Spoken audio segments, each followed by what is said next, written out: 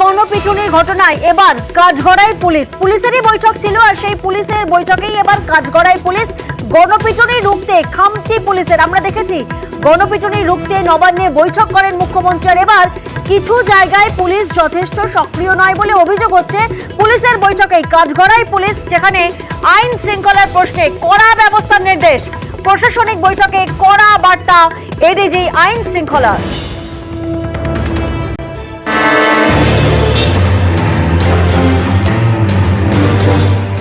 কোথাও ডাকাতি, কোথাও গুলি, কোথাও আবার গণপিটুনি। কলকাতা এবং রাজ্যের নানা ঘটনায় প্রশ্ন উঠেছে রাজ্যের আইন শৃঙ্খলা নিয়ে। পরিস্থিতি মোকাবিলায় তাই বৈঠক। শুক্রবার রাজ্য পুলিশের সদর দপ্তর ভবানী ভবনে বৈঠক করেন পুলিশের শীর্ষ কর্তারা। ভার্চুয়ালি বৈঠকে যোগ দেন সিপি এবং এসপিরা। এদিনের বৈঠকে কড়া বার্তা দেন পুলিশের শীর্ষ কর্তারা। বলেন, পুলিশের কাজে খামতি রয়েছে, তাই গণপিটুনি থামানো যাচ্ছে না। পুলিশকে আরো সক্রিয় হতে হবে।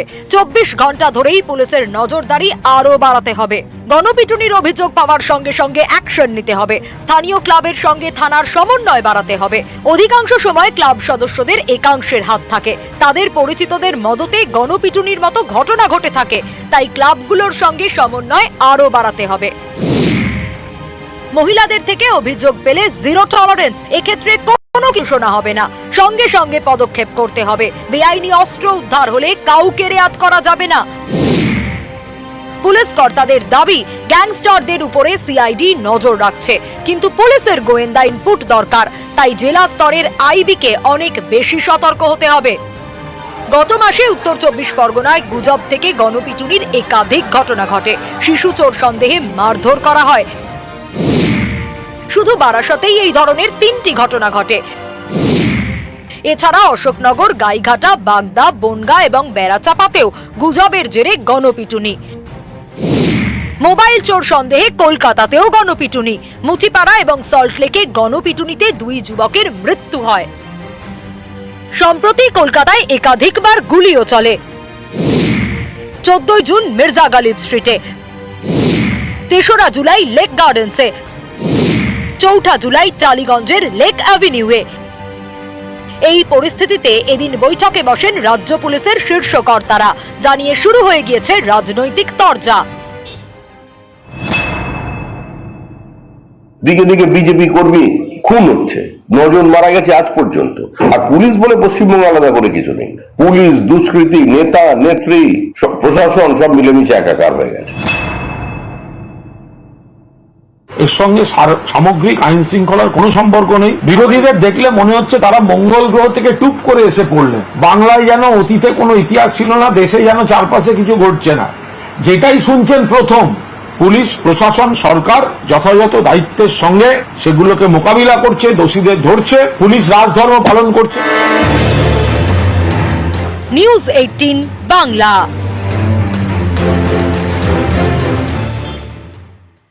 আর এবার নজর রাখবো আমরা নরেন্দ্রপুরের দিকে। সেখানে তৃণমূল নেতা দাদাগিরির অভিযোগ সামনে উঠে আসছে। তৃণমূলের বুথ সভাপতির বিরুদ্ধে মারধরের অভিযোগ সামনে উঠে আসছে।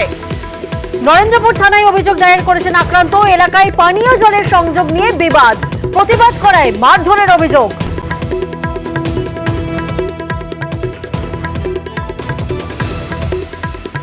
তারা ওই কাজ করতে এসেছিল, আমরা ঘুরতে ফিরতে জিজ্ঞাসা করলাম, আর এইগুলো কি হয়েছে, পিলিয়ার দিয়ে ঘর করে বললো যে ওপরে ওই ডাম বসবে, আর ওই নিচে নাকি কল বসে। হলো না কেন সেটা আমাদের ওই গ্রাম সদস্যরা ওরা জানে।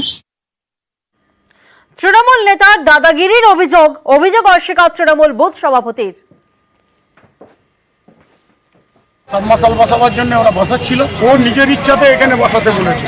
এবার পাড়ার সব লোকেরা আপত্তি করেছে। আমি সবে বাইক রেখে দাঁড়িয়েছি, ছুটে এসে ইট দিয়ে মুখে মারলো, আমার মুখটুক ফেটে গেল। কে মেরেছে? হরিচরণ মণ্ডল। 6.5 থেকে 7 বিঘে জমি ওরা ব্ল্যাকমেল করে এলআর করেছে, ডুপ্লিকেট করে এলআর করেছে, করে বলছে যে আমাদের জায়গা। কল হয়ে গেছে, আজকে 1 সপ্তাহ ধরে কাজ চলছে। মারধর হয়নি তো, মারধর লোক কিচ্ছু নয়। ওরা ওখানে বিয়ে করতে করতে থাকাথাকি করতে করতে প্রচুর লোক ছিল, সব ইটের উপর পড়ে মুখ ভেঙে গেছে।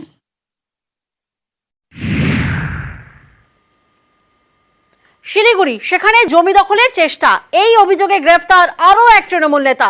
দেবাশিস প্রামাণিকের পর এবার পুলিশের জালে গৌতম গোস্বামী, তিনি আবার এসজেডি এর সদস্য।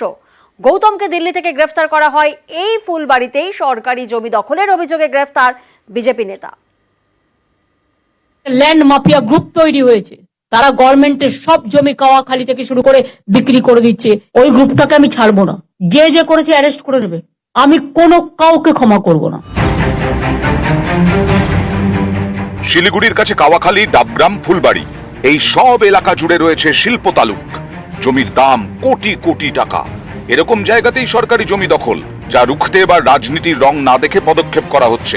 গ্রেফতার করা হয়েছে আরো এক তৃণমূল নেতাকে, যিনি শিলিগুড়ি জলপাইগুড়ি ডেভেলপমেন্ট অথরিটিরও সদস্য।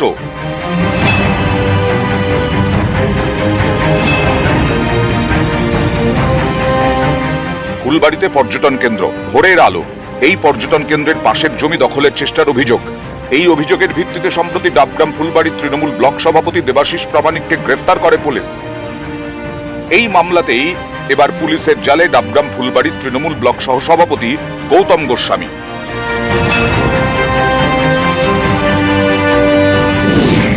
গৌতম গোস্বামীকে দিল্লি থেকে গ্রেফতার করেছে পুলিশ।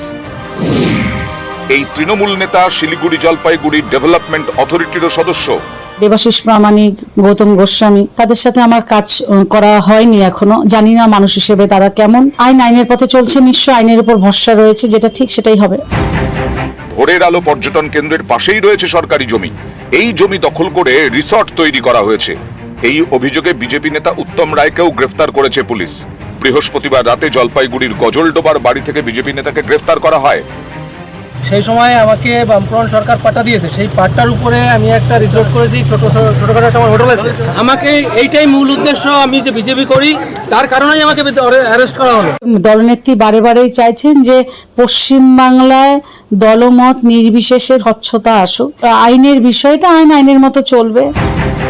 শিলিগুড়ি এবং আশপাশের চত্বরের আগে বারবারই উঠেছে সরকারি জমি দখলের অভিযোগ। যেমন নকশালবাড়ি, এখানে তো ছোট নদীর ওপর রীতিমতো ব্রিজ তৈরি করে ফেলা হয় যাতে নদীর অন্য পারে যাওয়া যায়। এই খবর দেখায় নিউজ 18 বাংলা। তারপর ব্রিজ ভেঙে দেয় প্রশাসন। সেই শিলিগুড়ির দুই নেতাকেই এবার গ্রেফতার করল পুলিশ। নিউজ 18 বাংলা। অন্যদিকে মালদা, সেখানে জাতীয় সড়কের ধারে জমি জবরদখল। সরকারি জমিতে তৃণমূলের অফিস এবং ক্লাব। কলকাতা হাইকোর্টের নির্দেশে তড়িঘড়ি সেসব ভেঙে দিল প্রশাসন।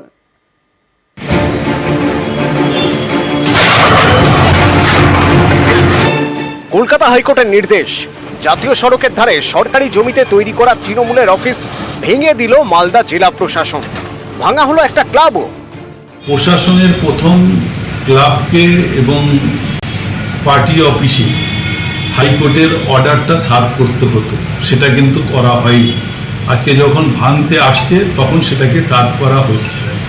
যদি আগে সার্ভ করতো আমরা হয়তো আইনি পথে যেতে পারতাম। ওল্ড মালদা পুরসভার 12 নম্বর ওয়ার্ড মঙ্গলবাড়ি এলাকায় পাশ দিয়ে গিয়েছে 34 নম্বর জাতীয় সড়ক। এই রাস্তার ধারেই তৃণমূলের অফিস, যেখানে বসতেন স্থানীয় কাউন্সিলর। পাশেই একটি ক্লাব। এই পার্টি অফিস এবং ক্লাবের কাছে রয়েছে একটি পেট্রোল পাম্প। সম্প্রতি পেট্রোল পাম্প মালিক কলকাতা হাইকোর্টের দ্বারস্থ হন। তার দাবি, সরকারি জমি জবরদখল করে তৃণমূলের অফিস এবং ক্লাব তৈরি হয়েছে। শুনানি শেষে হাইকোর্ট নির্দেশ দেয় তৃণমূলের অফিস এবং ক্লাব ভেঙে দিতে হবে। সেই মতো শুক্রবার মঙ্গলবাড়িতে যান মালদার এক্সিকিউটিভ ম্যাজিস্ট্রেট। ছিল ওল্ড মালদা থানার পুলিশও। ভেঙে ফেলা হয় বেআইনিভাবে তৈরি করা তৃণমূলের অফিস এবং ক্লাব। প্রপারলি সেই আইন মোতাবেক যে নোটিশটা আমরা প্রায়োরিটি সার্ভ করেছিলাম, ঠিক আছে, পিডব্লিউডির অকুপেন্টস যারা আছে তাদের রিমুভালের জন্য নোটিশ দেওয়ার জন্য হয়ে গেছে। আর এখানে একটা পাক্কা কনস্ট্রাকশন আছে বলে আজকে আমরা এটাকে মানে রিমুভ করার জন্য এবং কোর্টের অর্ডারটাকে কমপ্লাই করার জন্য আমরা এসেছি।